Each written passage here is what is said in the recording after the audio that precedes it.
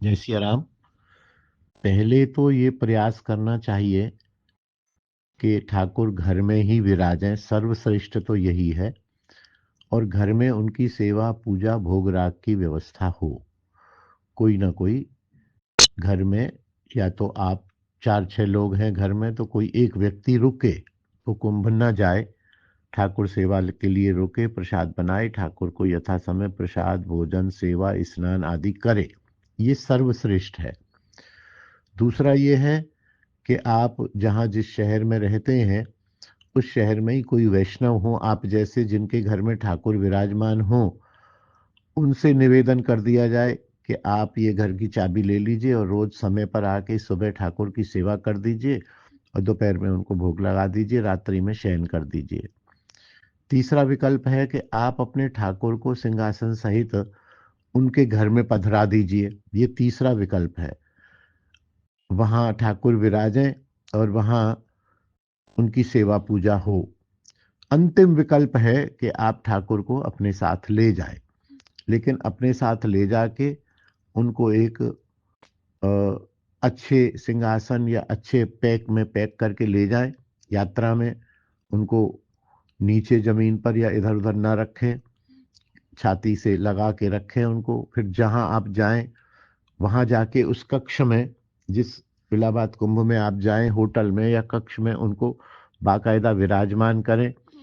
उनकी सेवा, उनके स्नान, उनके श्रृंगार, उनके भोजन की व्यवस्था का ध्यान रखें और घूमे फिरें। ठाकुर वहीं रहे आए, आप ठाकुर को अपने साथ घुमाएं नहीं। ठाकुर कक्ष में ही रहे आए, ठाकुर की सेवा पूजा चलती रहे और आप ध्यान रखें वहां दोपहर में उनको भोग भी लगे। भोग के लिए आप बना तो नहीं पाएंगे वहां मेरे अनुमान से, तो शुद्ध फल वगैरह का, फल दूध सूखे मेवे आदि, सलाद, मूली, गाजर, इस तरह से 2 दिन 1 दिन उनको भोग लगाएं। कहीं वहाँ अपने घर से कुछ ऐसे ढेपला फेपला, कुछ ऐसी चीज़ें होती हैं जो खराब नहीं होती हैं, मठरी होती है कुछ, और इस प्रकार की चीज़ें घर से बना के ले जाएं, वही उनको सुबह दोपहर शाम भोग में देते रहें। वहाँ कोई मिठाई मिल जाए, इलाहाबाद में शहर में कोई शुद्ध मिठाई मिल जाए, मिठाई का भोग लगाते रहें, उनका स्नान श्रृंगार करते रहें। ये मैंने क्रम से बताया। श्रेष्ठतम तो पहले वाली है, और ये फिर उससे कम कम श्रेष्ठ, कम श्रेष्ठ, कम श्रेष्ठ, कम श्रेष्ठ वाली हैं। तो जैसे आपकी अनुकूलता हो वैसा आप कर लें।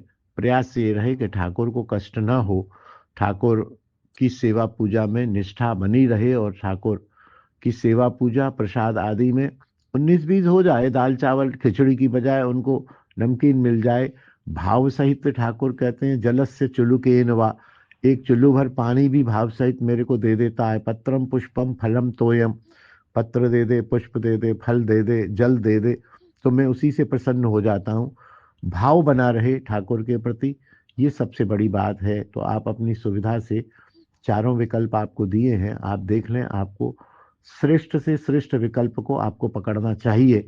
नहीं तो फिर जो भी आप कर पाए, क्योंकि कुंभ जा रहे हैं आप, कोई फिल्म देखने तो जा नहीं रहे हैं। कुंभ जाना भी एक भजन का अंग है, एक पवित्रता का तीर्थ का स्थान है।